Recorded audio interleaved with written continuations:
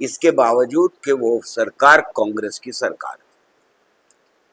उस वक्त हम सबको ही ऐसा लगा कि योगा ही तो करा रहे हैं, क्या फर्क पड़ता, आप अपोज भी कैसे कर सकते हैं योगा को। लेकिन धीरे धीरे हमें ये भी पता लगा कि उस जमाने में हर चौराहे, हर कॉर्नर के ऊपर लार्ज लेवल में जागरण शुरू हुआ। अगर आप लोगों को याद हो, पीछे पलट के देखें तो इस तरह के भी जागरण होना शुरू हो गए इस देश के अंदर, जिसको जवाबी जागरण कहा गया। ये मेरे ख्याल में पहला बड़ा मोबिलाइजेशन था नॉर्थ इंडिया में जागरण के थ्रू, जहां गुंडे, मवाली, हर तरह के लोगों ने धर्म का जामा पहन करके बहुत लार्ज लेवल पर पैसा इकट्ठा किया जागरण के नाम के ऊपर, और ये चस्का धीरे धीरे धीरे धीरे बढ़ता चला गया। तो एक तरफ साइंस मूवमेंट था जिसने बहुत सारे और मूवमेंट्स को जन्म दिया, जिनमें लिटरेसी एक बड़ा मूवमेंट खड़ा हुआ इस देश के अंदर, और दूसरी तरफ रूढ़िवादी शक्तियां अपनी जड़ें मजबूत कर रही। हमें मालूम है 92 में क्या हुआ, मस्जिद गिरी, और उसके बाद बड़े लेवल के ऊपर सांप्रदायिकता का जहर आजादी के बाद फैलना शुरू हुआ। इतने लार्ज लेवल के ऊपर सन 47 के बाद कभी भी सांप्रदायिकता का, कम्युनलिज्म का जहर इतने लार्ज लेवल पर नहीं फैला जो सारे देश को अपनी चपेट में ले। मैं समझता हूं कि 2014 तक आते आते सत्ता का झुकाव बहुत तेजी के साथ, और खास तौर से पॉलिटिकल पार्टीज का, लेफ्ट को अगर हम छोड़ दें तो सारी लेफ्ट पॉलिटिकल पार्टीज का, जो अपने को सेक्युलर भी कहती हैं, उनका झुकाव धर्म की तरफ शुरू हो गया। उन्हें धर्म से डर लगने लगा था, उसके बारे में कुछ कहते हुए पॉलिटिकल पार्टीज को डर लगने लगा। मैं ये जानता हूं कि माइनॉरिटीज की जो मीटिंग कांग्रेस के साथ लगातार हो रही थी इस बीच में, उसमें माइनॉरिटीज ये छटपटा रही थी, उनकी लीडरशिप ये छटपटा रही थी कि आप हमारा नाम मत लीजिए लेकिन इलेक्शन जीत जाइए।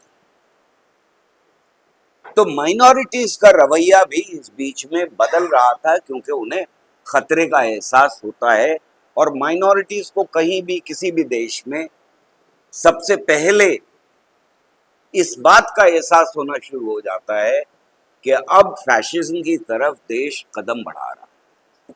बिल्कुल उसी तरह से जिस तरह से पाकिस्तान के अंदर जो माइनॉरिटीज थी उन्हें सबसे पहले इसका एहसास हुआ।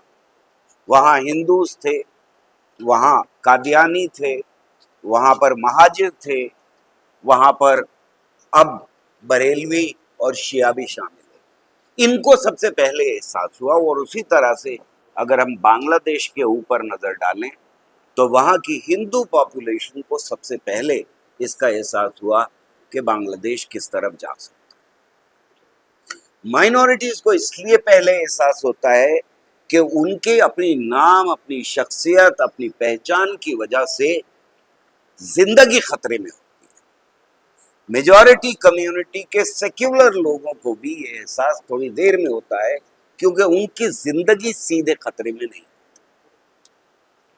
तो ये बदलाव माइनॉरिटीज के अंदर आ रहा था, उनके एटीट्यूड में, लेकिन ये भी उतना ही घातक था जितना घातक मेजॉरिटी कम्युनलिज्म का बढ़ना था,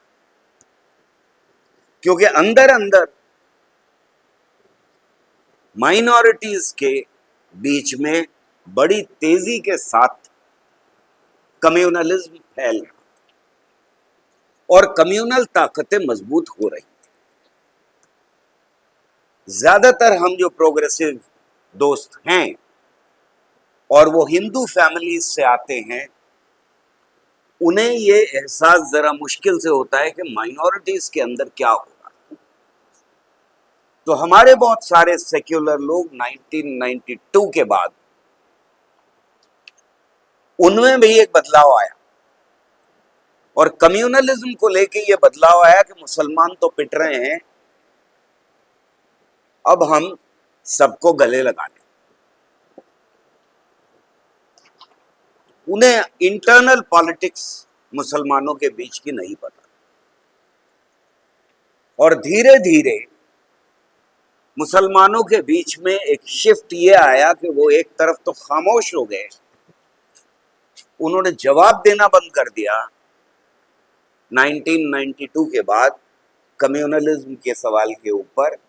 लेकिन दूसरी तरफ जमात इस्लामी ने अपनी जड़ें पहली बार आज़ाद हिंदुस्तान के प्लेन्स में, मैं कश्मीर की बात नहीं कर रहा, कश्मीर का बिल्कुल मसला अलग था, वहाँ जमात इस्लामी ने बहुत पहले अपनी जड़ें मजबूत कर दी। इस बीच में उन्होंने जड़ें अपनी मजबूत कर दी, और जमात इस्लामी की लीडरशिप, आपको ये ताज्जुब होगा कि उन्होंने अपने नाम अब धार्मिक नहीं रखे।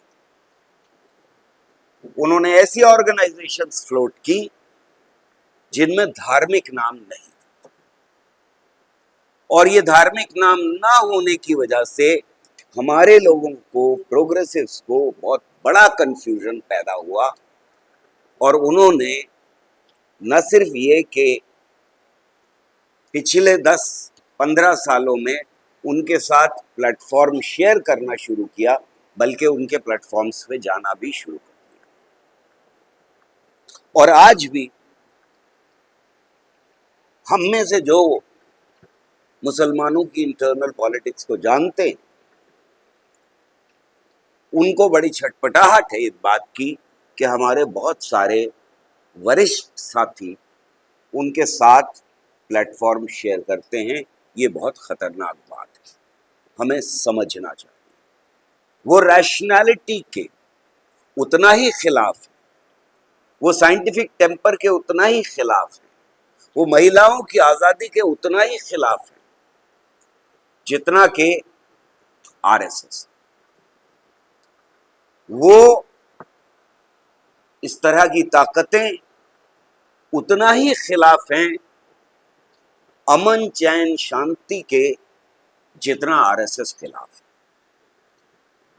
दूसरी बात जिसका हमें ख्याल रखना चाहिए कि अगर हम मुस्लिम कम्युनलिस्ट के साथ अपने देश में खड़े होंगे, जो हमारे बहुत सारे साथी खड़े हो रहे हैं, तो न सिर्फ हम रैशनैलिटी के ऊपर जो हमला हो रहा है उसके भागीदार हो रहे हैं, बल्कि उसके साथ साथ हम मुंह दिखाने लायक नहीं रहेंगे उन लोगों को जो पाकिस्तान में हमारी तरह से कुर्बानियां दे रहे हैं। हम मुंह दिखाने लायक नहीं रहेंगे जो बांग्लादेश के अंदर 12 लोगों को इस बीच में रैशनैलिटी की वजह से कत्ल किया गया।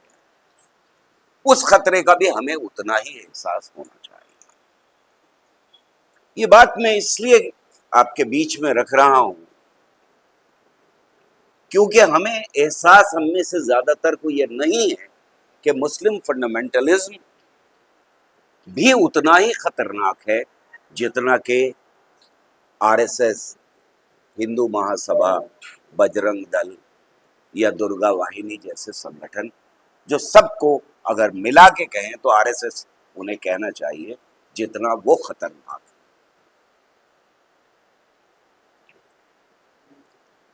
दोस्तों, ये बात इम्पोर्टेंट इसलिए थी कि हम में से बहुत सारे दोस्तों को ये एहसास नहीं है उस खतरे का, क्योंकि ये दोनों तरह का कम्युनलिज्म इसमें हिस्टोरिकली गठजोड़ रहा है।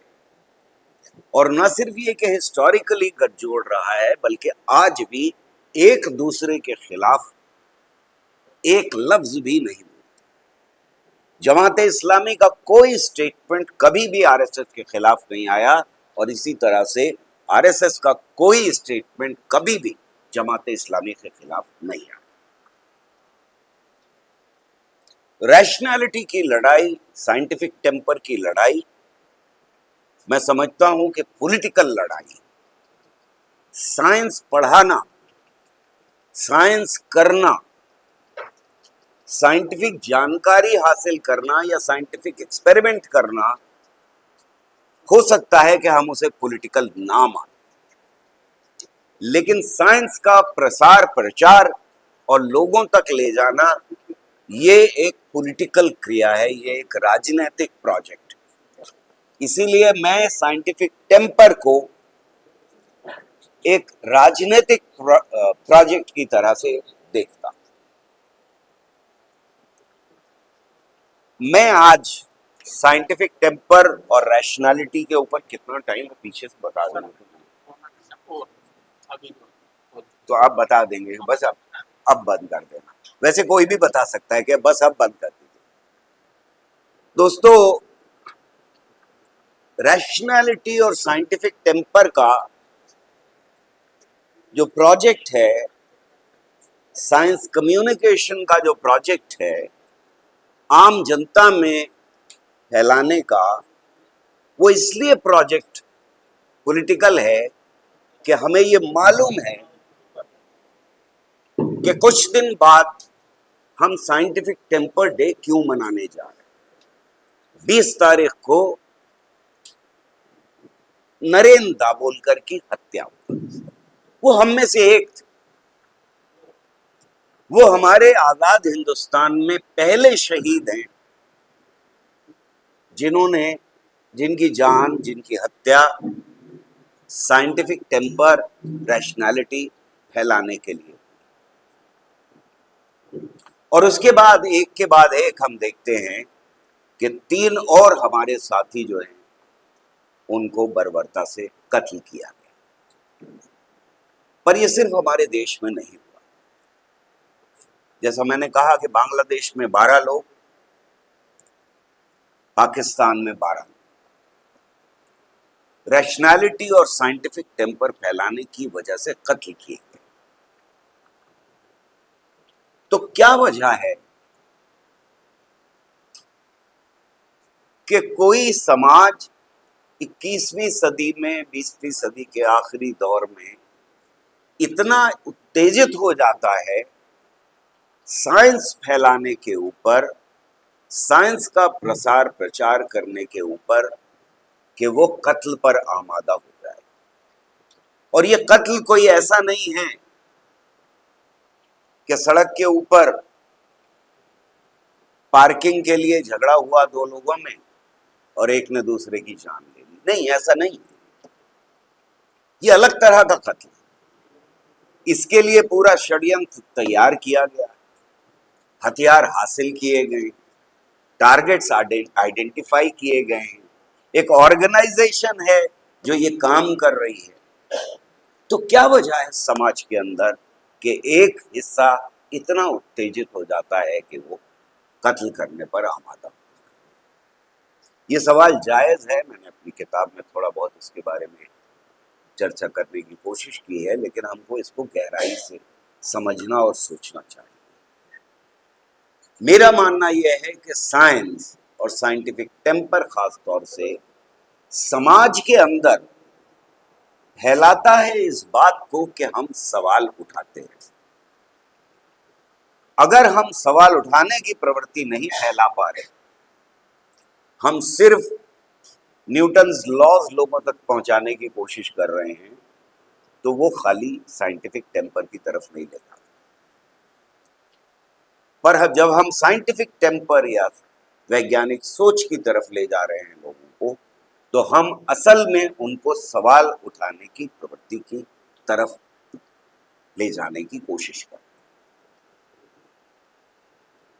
और हर पुरानी मान्यता को चैलेंज करने की आदत डालने की कोशिश करते हैं। वो हो सकता है कि यहां से सवाल शुरू हो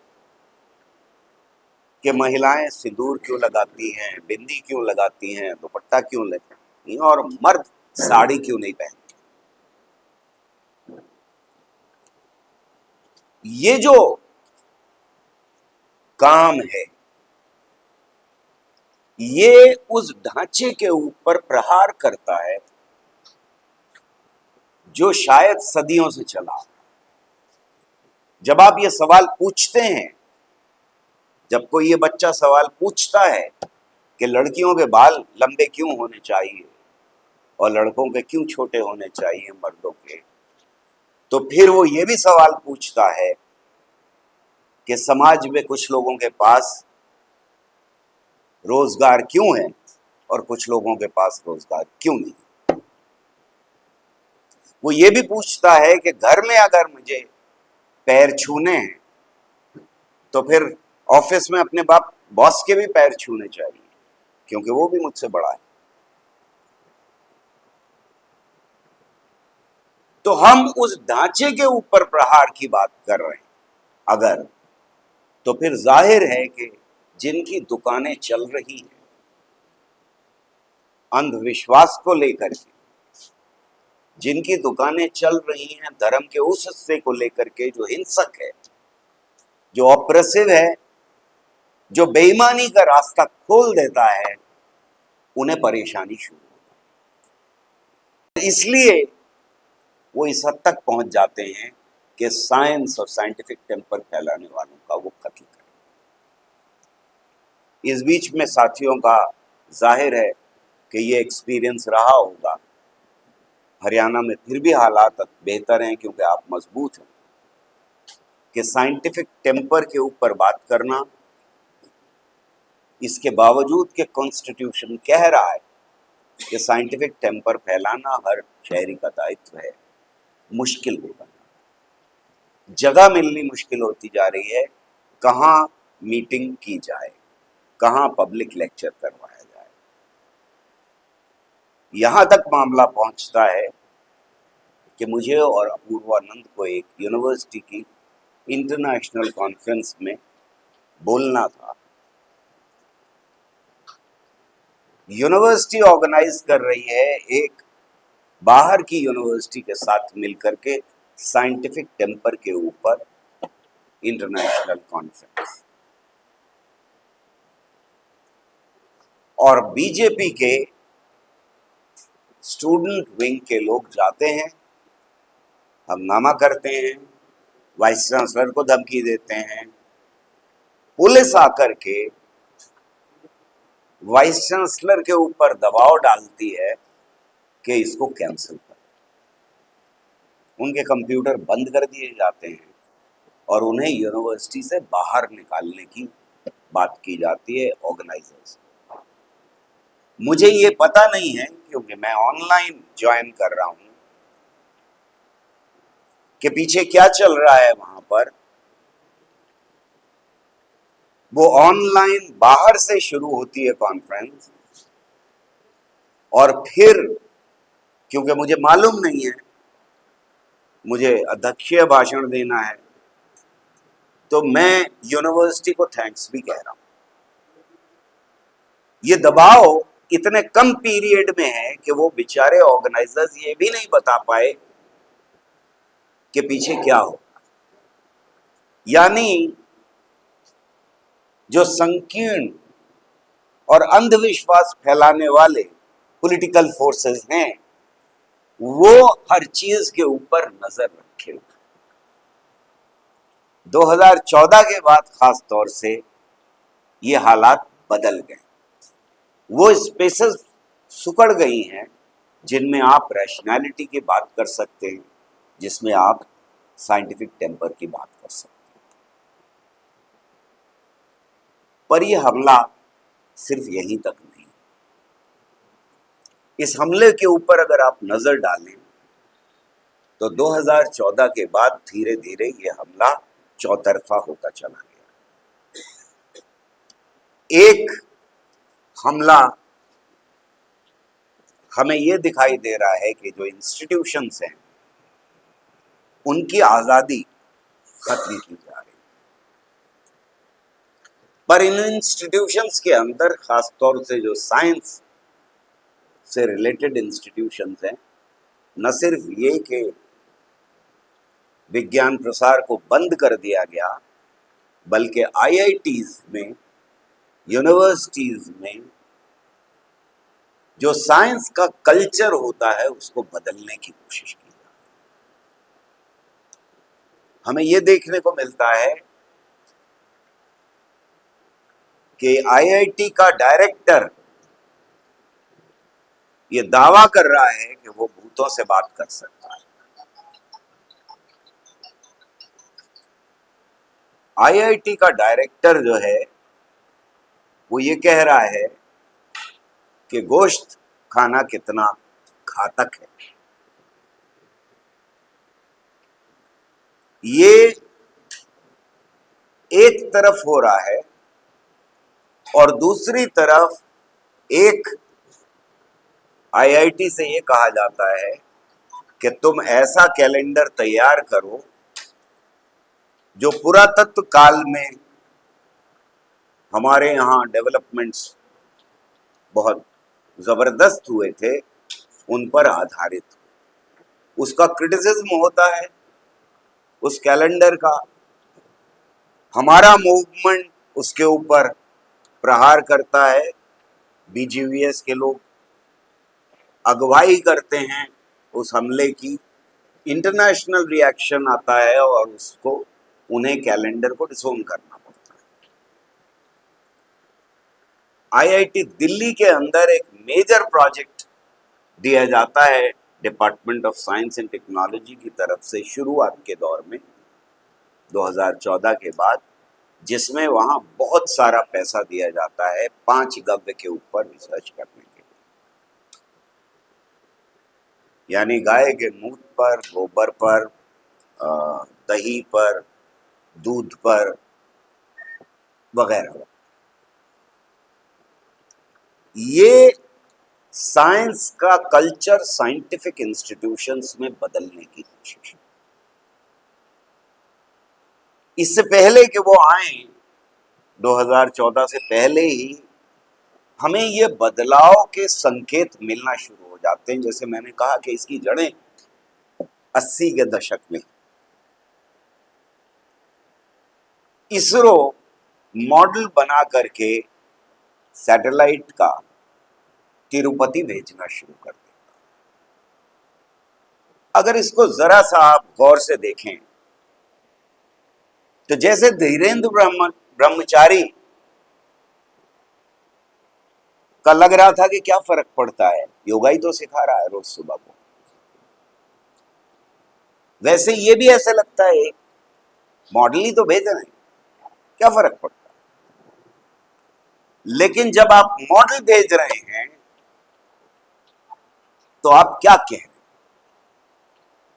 आप ये कह रहे हैं कि इसरो का चेयरमैन ऐसा होना चाहिए जिसका विश्वास तिरुपति में हो, या ये आप कह रहे हैं कि कल को अगर कोई डायरेक्टर नया आता है, वहां पर चेयरमैन नया आता है और उसका विश्वास वैष्णो देवी के मंदिर में है या किसी जैन मंदिर में है, तो फिर वहां रोक करके वैष्णो देवी के मंदिर में वो भेजना शुरू कर सकता है। अगर कोई मुसलमान आ जाता है तो फिर वो मक्का भेज सकता है। अगर कोई क्रिश्चियन बन जाता है तो फिर वो रोम भेज सकता है। या फिर आप ये कह रहे हैं कि हम इनमें से किसी को इसरो का चेयरमैन नहीं बनने देंगे।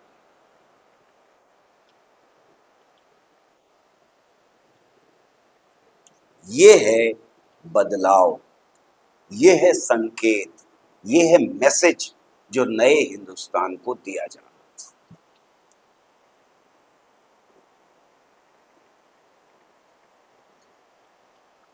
ये अंदर से यूनिवर्सिटीज को और साइंटिफिक इंस्टीट्यूशंस को खोखला करने की शुरुआत ही नहीं बल्कि एक बड़ी घातक कोशिश है जो बहुत तेज हो गई है क्योंकि वो एक प्रोजेक्ट नहीं रहा, बल्कि department of science and technology ने अब ओपन ऑफर दिया है कि 5 गव्य के ऊपर रिसर्च करने के लिए, गोबर पे और मूत पे रिसर्च करने के लिए हम अलग से पैसा और प्रोजेक्ट्स दें। अब ये खुलेआम, पहले वो एक प्रोजेक्ट था जो दिल्ली यूनिवर्सिटी से शुरू हुआ, अब ये सारे प्रोजेक्ट। अब संजीवनी बूटी ढूंढने के लिए पैसा दिया जा रहा है, अब एक मिथिकल रिवर ढूंढने के लिए पैसा दिया जा रहा है। यानी जो 0.5% ऑफ जीडीपी हम रिसर्च के ऊपर, साइंटिफिक एंड टेक्नोलॉजिकल रिसर्च के ऊपर खर्च कर रहे थे, उनमें से पैसा निकाल करके सूडो साइंस के लिए आज पैसा दिया जाता है। ये दो तरह का दोधारी हमला है। एक तरफ आप साइंस एंड टेक्नोलॉजी के ऊपर, सही साइंस एंड टेक्नोलॉजी के ऊपर रिसर्च का पैसा घटा रहे हैं, और दूसरी तरफ आप साइंस के कल्चर को बदलने की कोशिश कर रहे हैं।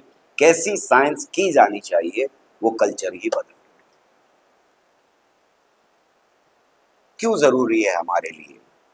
बदल रहे होंगे, ठीक है, जब कोई नई सरकार आएगी हम फिर बदल देंगे। नहीं दोस्तों, हम सबको ये मालूम है कि जब ये देश आजाद हुआ तो पूरी तरह से लहूलुहान, जख्मी और बेहद गरीब देश। जिन लोगों को मेरी उम्र के हैं, अपना बचपन याद होगा, उन्हें यह भी याद होगा कि कपड़ा तक राशन से मिलता था। उनको ये भी याद होगा कि मिडिल क्लास में अगर आज वो हैं तो शायद बचपन में वो चीनी और गेहूं के लिए राशन की दुकान पे लाइनों में लगे। PL 480 का हमने गेहूं खाया। हमें याद है कि उसमें अफवाह उड़ जाती थी कि इसमें केमिकल्स मिले हुए हैं, तो किस तरह से वो लाया जाता था, धोया जाता था, घर में चारपाई बिछाकर चादर के ऊपर सुखाया जाता था, और तब फिर पीठ पर उठाकर हम ले जाते थे और उसको चक्की पर पिसवाते थे। लेकिन हमारे देश में कमर कसी लोगों ने और कहा कि साइंस एंड टेक्नोलॉजी के ऊपर खर्चा करना जरूरी है। बहुत क्रिटिसिज्म के बावजूद बड़े बड़े इंस्टीट्यूशंस बनाए, और आज जहां हम पहुंचे हैं उसमें लैग पीरियड साफ है कि लगभग जो फैसला तब लिया गया था उसका असर 80-90 के दशक में हमें दिखाई दिया। तो अगर साइंस एंड टेक्नोलॉजी की बर्बादी लगाई जाती है इंस्टीट्यूशंस की, तो उसका असर भी आगे आने वाली नस्लों के ऊपर पड़ने जा रहा है, शायद आज ना दिखाई। जरूरी ये बात है कि हम इसके खिलाफ आवाज उठाएं। पर यह हमला यही नहीं रुक रहा। प्राइम मिनिस्टर गद्दी संभालने के 1 महीने के अंदर बॉम्बे में एक भाषण में, और खासतौर से डॉक्टर्स के बीच भाषण में, ये कहते हैं कि गणेश जी प्लास्टिक सर्जरी का प्रमाण।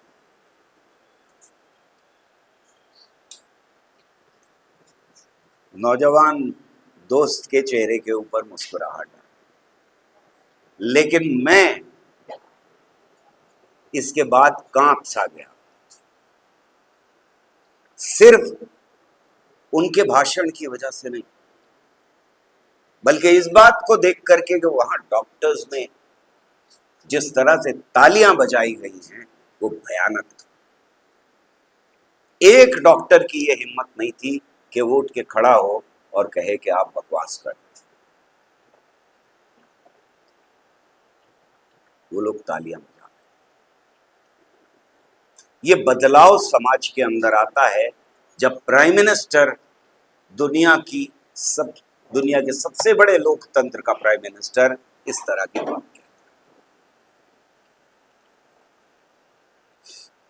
ये कोई नासमझी वाली बात नहीं कर रहे थे प्राइम मिनिस्टर।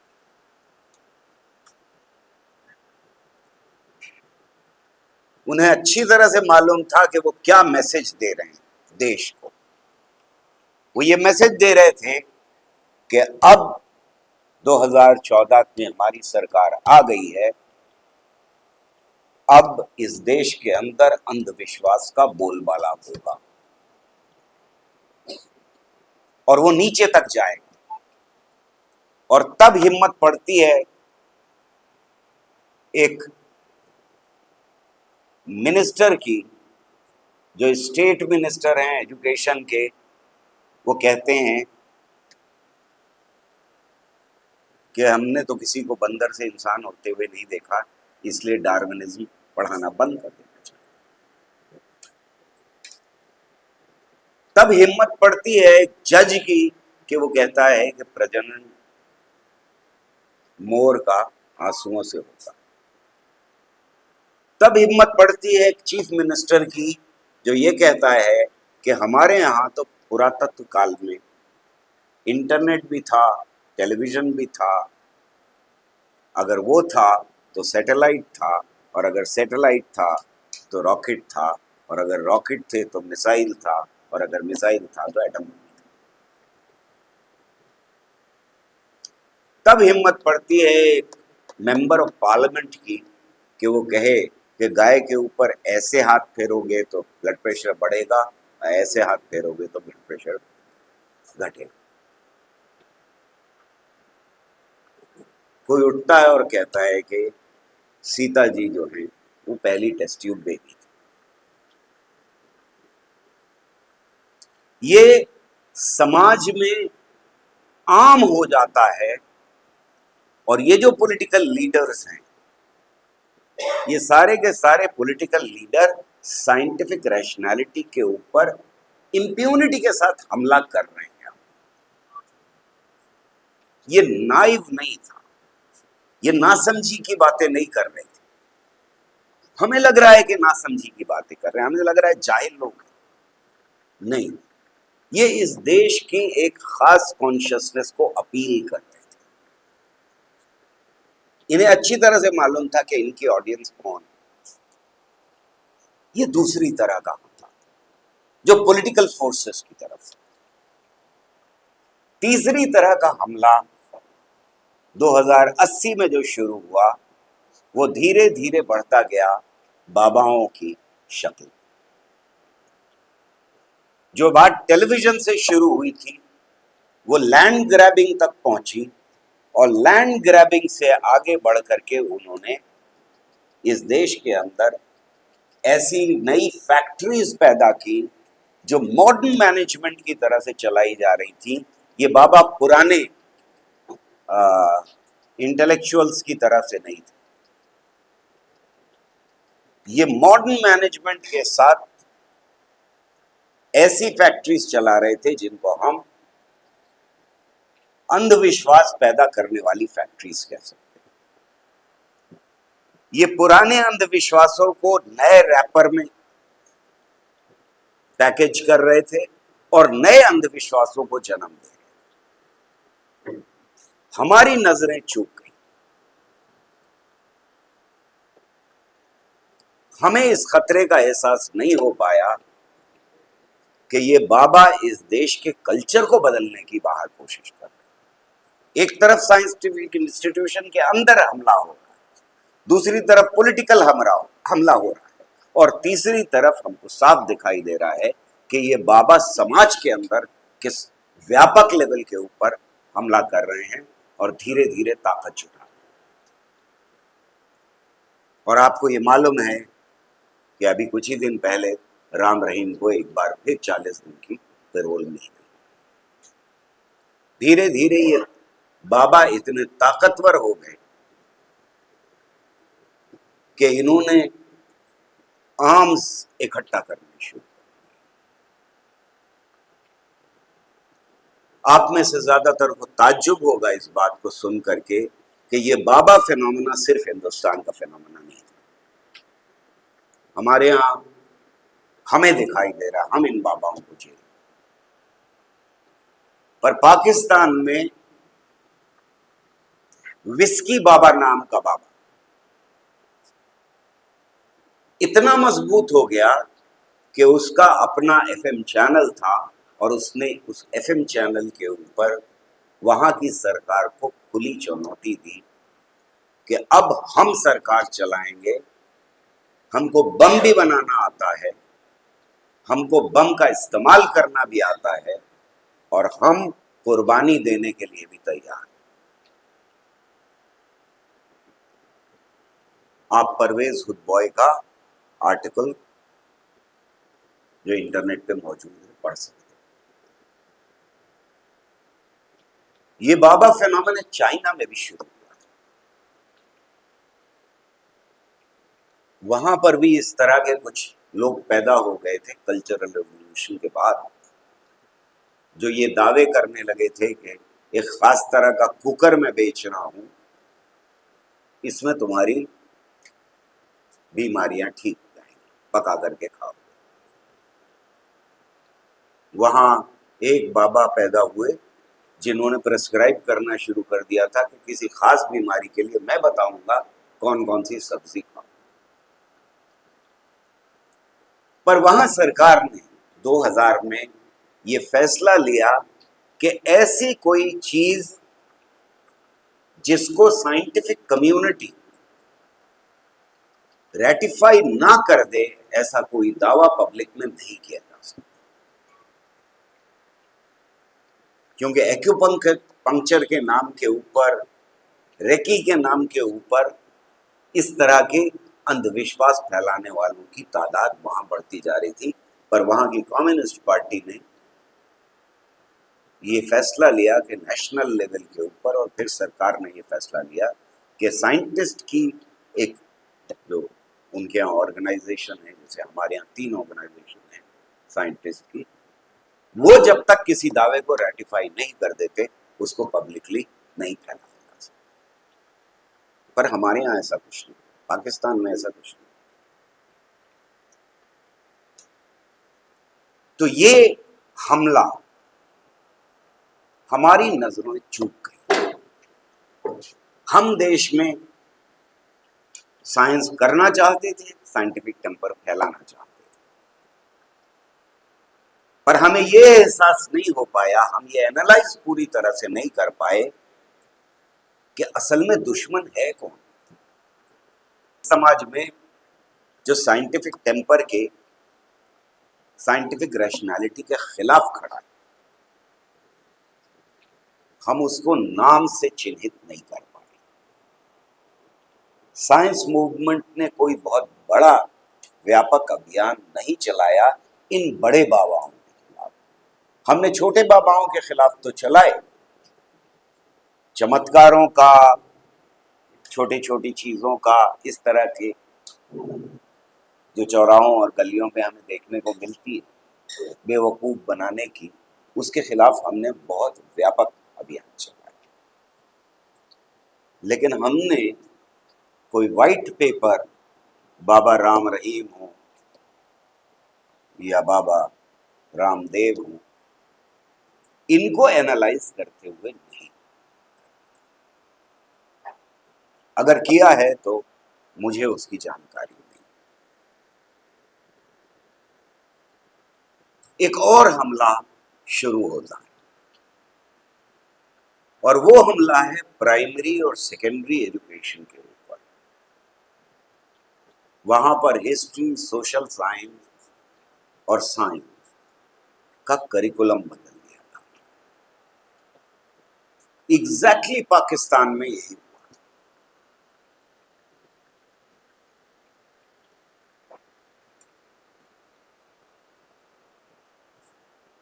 अगर हिस्ट्री में ना जाऊं, जिसके बारे में मुझे ज़्यादा पता नहीं है, पॉलिटिकल साइंस वगैरह के बारे में या सोशल साइंसेस के बारे में मुझे ज़्यादा पता नहीं है, सिर्फ हम 3 बदलावों को देख लेते हैं।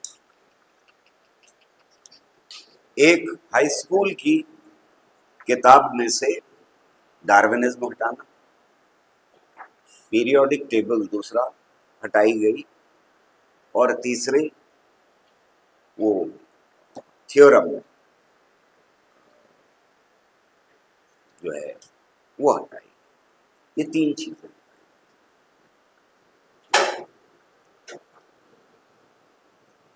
अब सवाल ये है कि वो कह रहे हैं कि 11वीं क्लास में तो है, हमने रखा है, 10वें में हटाया है, बोझ कम करने के लिए हटाया।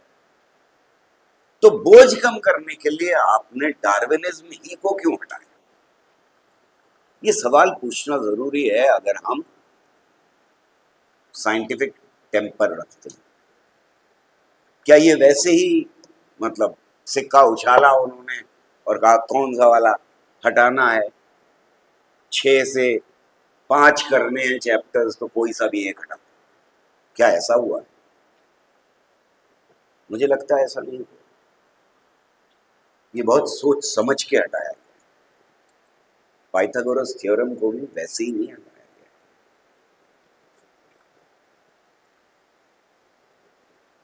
डार्विनिज्म के बारे में 1-1.5 साल पहले, जैसा मैंने कहा, कि एक मिनिस्टर स्टेटमेंट दे चुका, उस मिनिस्टर को तो हटा दिया गया क्योंकि इंटरनेशनल रिएक्शन और हमारी 3 साइंस एकेडमीज का रिएक्शन इतना इंटेंस था कि उसे हटाना पड़ा। पर साथ ही साथ डार्विनिज्म भी हटा दिया। पर ये बात समझ में आती है, चलिए डार्विनिज्म हटा दिया, 11वें में पढ़ाएंगे। पर अगर आप देखें डेटा को तो लगभग 3,80,00,000 बच्चे जो हैं वो हाई स्कूल पास करते हैं। 3 करोड़।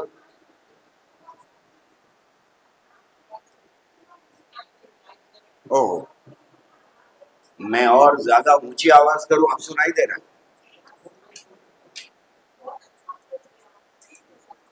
बहुत शुक्रिया। 3,80,00,000 बच्चे जो हाई स्कूल पास हुए। अगर हम डेटा को देखें तो इनमें से लगभग 40 लाख बच्चे साइंस स्ट्रीम में जाते हैं। सिर्फ 40 लाख। इसमें से कुछ बाहर ही चले जाते हैं, ड्रॉप आउट हो जाते हैं, वगैरह वगैरह। वो सारी कॉम्प्लिकेशंस में ना जाते हुए सिर्फ देखते हैं साइंस कौन पढ़ रहा है, क्योंकि डार्विनिज्म सिर्फ साइंस में पढ़ाया जाता है। अब डेटा अवेलेबल नहीं है, कम से कम मेरे पास डेटा नहीं मिल पाया, क्योंकि डार्विनिज्म सिर्फ हम उन बच्चों को पढ़ा रहे हैं 11वीं में जो बायोलॉजी में जाएंगे।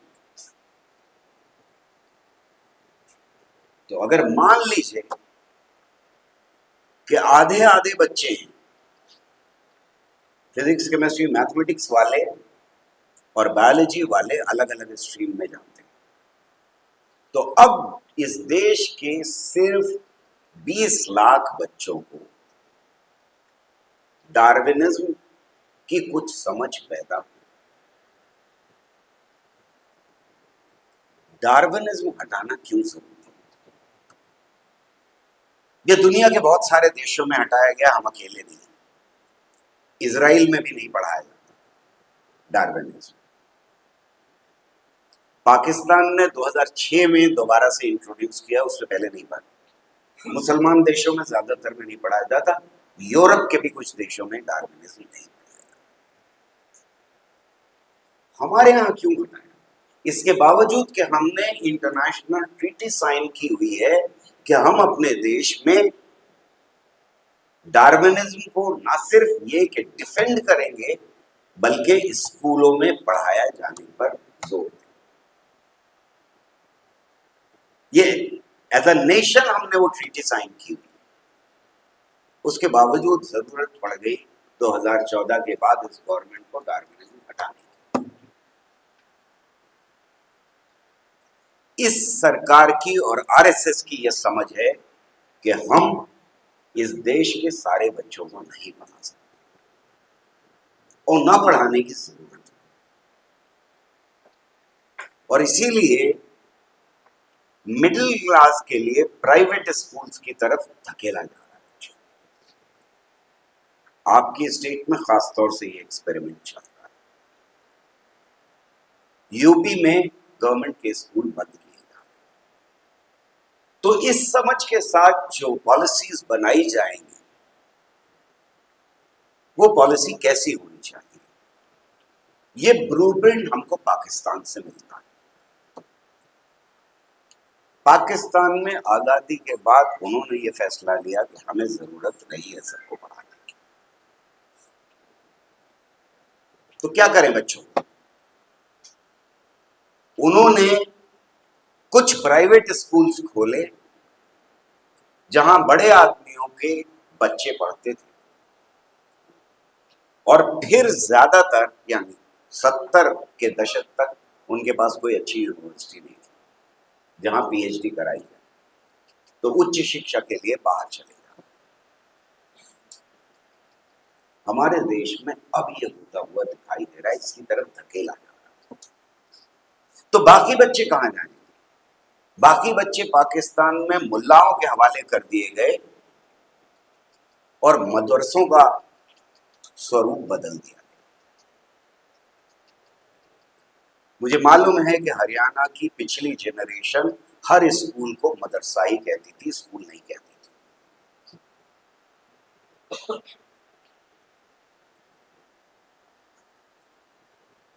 आज के बच्चे शायद ना जानते हो ये बात। कहां से आ रहे हो? मदरसे से आ रहे हो। कहां जा रहे हो? मदरसे जा रहे हो।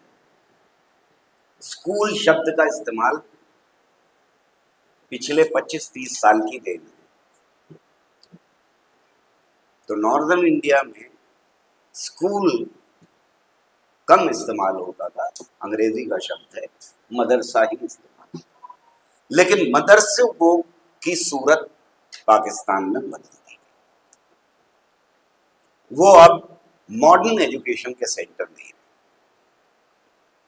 मुल्लाओं के हवाले कर दिया गया। और जो मुल्लाओं ने उन बच्चों के साथ किया वो हम सबकी नजरों के सामने। वहां पर अल्टीमेटली उन्होंने आतंकवादी ही पैदा किए। हमारे देश में अगर बाबाओं के हवाले करना है तो फिर आप डार्विनिज्म नहीं पढ़ा सकते, क्योंकि बाबा तो प्रवचन दे रहा है इस बात का कि कुछ लोग यहां से पैदा हुए, कुछ लोग यहां से पैदा हुए, कुछ लोग यहां से पैदा हुए, कुछ लोग पैरों से पैदा हुए। तो जो 3,60,00,000 बच्चे हैं उनको आप एक्सपोज मत कीजिए डार्विनिज्म से। उनको डार्विनिज्म की थियोरी मत पढ़ाइए, क्योंकि हो सकता है कि वो बाबा से सवाल पूछे कि क्या बात, डार्विनिज्म अलग बात कह रहा है, आप अलग बात कह रहे हैं।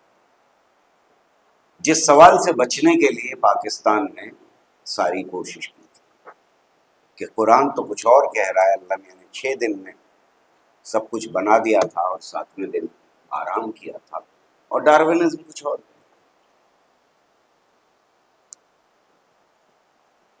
पर कई लोगों ने ये सवाल किया कि ये टेबल क्यों हटा दी, जैसे पीरियोडिक टेबल कहते हैं, इसमें क्या बात?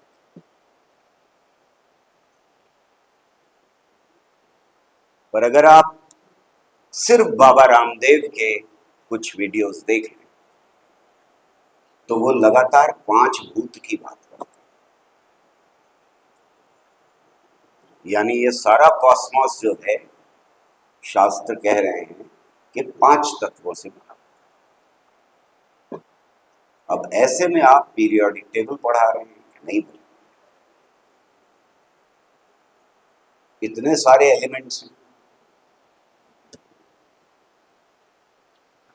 तो यंग दिमाग ये सवाल उठा सकता है कि वहां जो पढ़ाया जा रहा है और यहां जो बताया जा रहा है, इन दोनों में टकराव।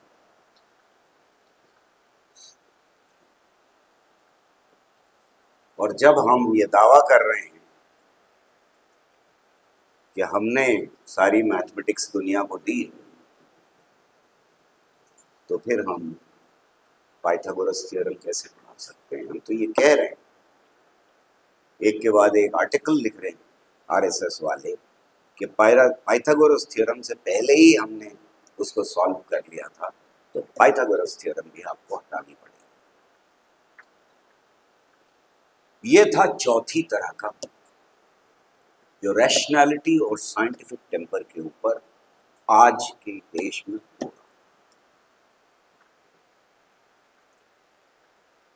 दोस्तों, ये उनका काम आसान क्यों? एक तरफ तो स्टेट यानी सत्ता में जब आरएसएस आ गई तो उनके लिए आसान इसलिए भी हो जाना था कि बहुत सारे नए मुल्ला पैदा हो, जो कल तक कांग्रेस के साथ बैठे हुए थे, अपने को लेफ्ट वाला कहते थे, अपने को प्रोग्रेसिव कहते थे, वो सारे के सारे उठे और उधर चले गए। अगर आप 2014 की डिबेट्स देखें, मैं अंग्रेजी की तारीफ नहीं कर रहा हूं, लेकिन उनके पास प्रवक्ता ही नहीं थे 2014 में जो इंग्लिश की डिबेट में शामिल हो पाए टेलीविजन के ऊपर। आज उनके पास बिल्कुल टेढ़ा मुंह करके अंग्रेजी बोलने वाले प्रवक्ता मौजूद। ये बदलाव सत्ता में आने की वजह से, ये बदलाव इसलिए नहीं आया कि बहुत सारे लोग जो हैं वो उनकी बातों में यकीन करने लगे, लेकिन जैसा कि लेनिन ने कहा है कि 10% आबादी होती है जो आपकी रेवोल्यूशनरी हो जाए किसी समाज के अंदर, तो बाकी लोग अपने आप खिंच के आ जाते हैं। वो रिएक्शनरी एलिमेंट्स के लिए भी सही है कि अगर सत्ता उनके हाथ में आ जाए तो बहुत सारे लोग इंटेलेक्चुअल्स खिंच करके उधर चले गए, वरना उनके पास इंटेलेक्चुअल्स थे ही नहीं। जहां तक इंटेलेक्चुअल्स का सवाल है, बेहतरीन टीचर, बेहतरीन साइंटिस्ट, बेहतरीन गायक, बेहतरीन म्यूजिशियंस, बेहतरीन पोइट्री लिखने वाले, बेहतरीन कहानियां लिखने वाले, ये हमारे पास थे 70 साल। और मैं दावे से कह सकता हूं कि लेफ्ट के पास, कांग्रेस की बात नहीं कर, लेफ्ट के पास आज भी सबसे बेहतरीन दिमाग हमारे साथ खड़ा हुआ। हमें यह सोचना होगा कि हम उस दिमाग का कैसे इस्तेमाल करें।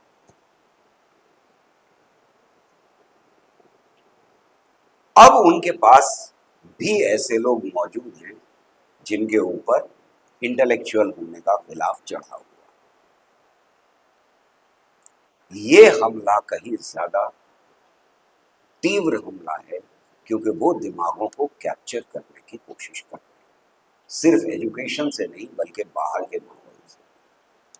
ये हो सकता है कि बाबाओं की जहालत को बहुत बड़ा सेक्शन रिजेक्ट कर समाज, पर ये जो इंटेलेक्चुअल्स पैदा हो रहे हैं, जैसा मैंने कहा कि आईआईटी के डायरेक्टर जब देता है इस तरह का है, या तिरुपति भेजा जाता है इसरो की तरफ से, तो वो कहीं ज्यादा घातक। इन हमलों को एनालाइज करना, पहचानना हमारे लिए बहुत जरूरी है। उनका काम एक और वजह से आसान, जिसका खिताब मैंने जिक्र किया। एक बच्चा हमारे समाज में जब सुबह को उठता है तो एक नॉर्मल घर के अंदर या तो भजन चल रहा होता है, या कुरान खानी हो रही होती है, या नमाज कोई पढ़ रहा होता है, फिर उसे तैयार किया जाता है, नाश्ता करता है वो, और चलते वक्त या तो दुआ फूंक देते हैं या एक काला टीका लगा देते हैं, नजर ना लग जाए, या हाथ में बांध देते हैं। वो बाहर निकलता है, और मैं ये दावे के साथ कह सकता हूं, आप वापस जाते हुए देख लीजिएगा कि 1 किलोमीटर भी ऐसा नहीं चल सकते तब तक कि आपको मंदिर, मस्जिद, गिरजा या कुछ ना कुछ धार्मिक स्थल ना दिखाई दे। 1 किलोमीटर का दावा है मेरा। वो स्कूल पहुंचता है तो सरस्वती वंदना हो जाती है या कुरान खानी हो जाती है, उससे शुरुआत होती है। वो शायद 45 मिनट साइंस की बात सुनता और पढ़ता क्लास। मैथमेटिक्स को और जोड़ लें तो 90 मिनट। वापस लौटता है, ये सारी क्रिया पूरी होती है, मार्केट जाता है तो मार्केट में हर दूसरी दुकान या लगभग आज तो हर एक दुकान कोई ना कोई रिलीजियस सिंबल वहां दे। किसी डॉक्टर के पास आप जाकर के देख लीजिए, मैं दावा करता हूं कि 99% डॉक्टर्स के यहाँ कोई ना कोई रिलीजियस सिंबल लगा हुआ होगा या भजन वगैरह चल रहा। ढाबे पे रुके थे चाय पीने के लिए, वहां पर लगातार भजन ही चल रहा था, सुबह के वक्त वही चलना चाहिए। ये सारी सेक्युलर स्पेसेस जो हैं ये ऑक्यूपाइड स्पेसेस। इन सेक्युलर स्पेसेस में आपने लगातार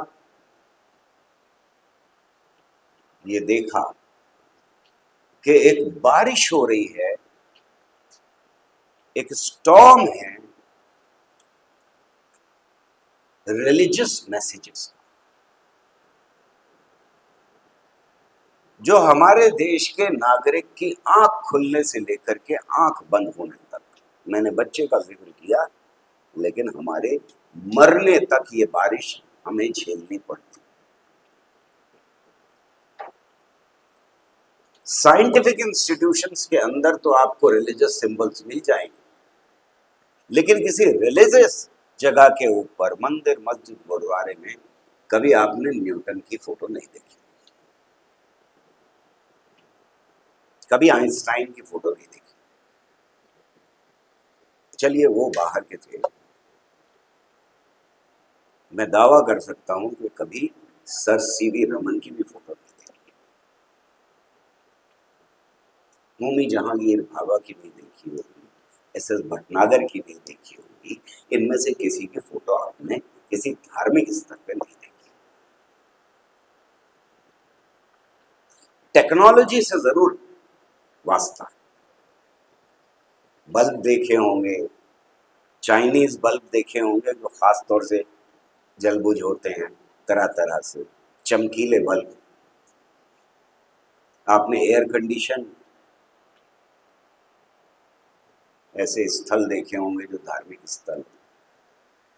आपने बाबाओं को प्लेन में जाता हुआ देखा होगा, सुना होगा। टेक्नोलॉजी से इतनी कोई परेशानी नहीं, पर जब आप साइंस की बात करते हैं तब फिर परेशानी शुरू, तब फिर आपका वो अंजाम हो सकता है जो दाभोलकर, कलबर्गी और गौरी लंकेश का।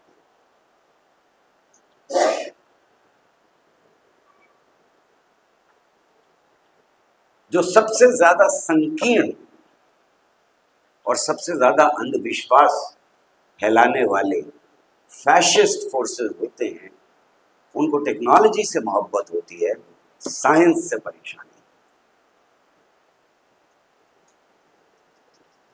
इस बात को मैं बार बार कहता रहा हूं, और बड़ा सिंपल सी एग्जाम्पल ले लेते हैं कि उसामा बिन लादेन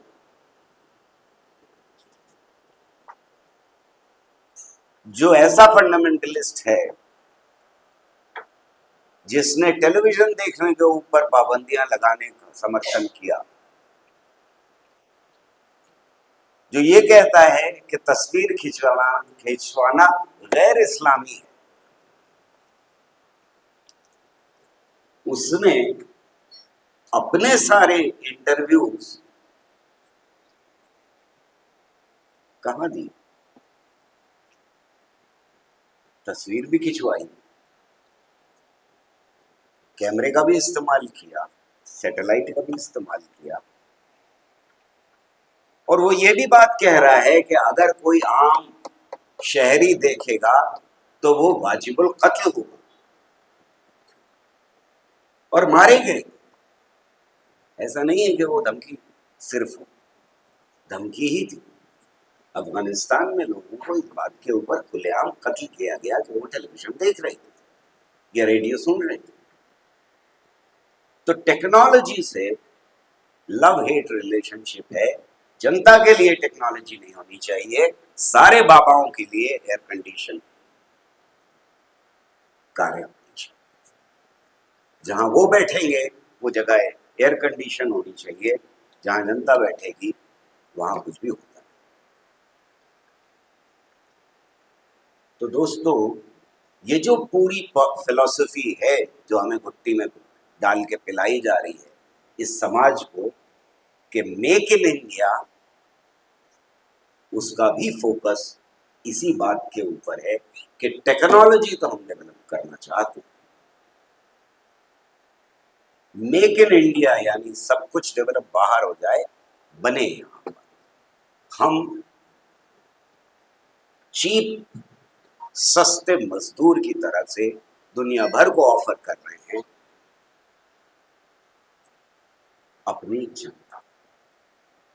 तो हम ना पढ़ाएंगे उनको, ना साइंटिफिक टेम्पर देंगे उनको, बल्कि हम उनको गरीब सस्ता मजदूर बनाएंगे इंपीरियलिज्म। इसलिए साइंटिफिक टेम्पर का जो प्रोजेक्ट है, जैसा मैंने शुरू में कहा, वो न सिर्फ बहुत इंपॉर्टेंट है बल्कि वो बहुत पॉलिटिकल प्रोजेक्ट।